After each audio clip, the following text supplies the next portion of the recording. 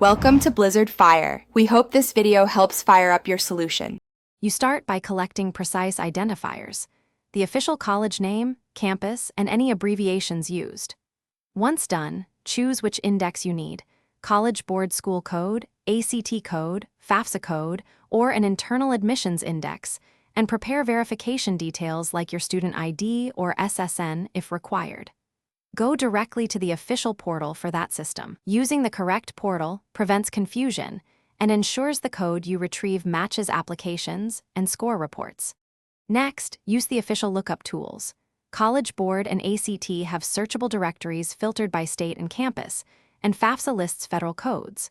Once you've filtered to the exact campus, note the numerical code and the label that identifies its use. Also open the college admissions or registrar page to cross-check any internal index numbers used for institutional reporting. Make sure you confirm whether the number you found is for SAT, ACT, FAFSA, or institution-only purposes, so you send information correctly. Finally, enter the index number exactly as displayed into your application or score report. Small digit errors create delivery failures. Once entered, double-check the label, SAT, ACT, or FAFSA, and save a screenshot or written note with the source page and date.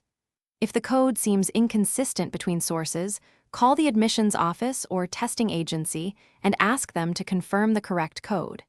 Get the staff member's name and time, then update your records to avoid future mismatches or lost scores.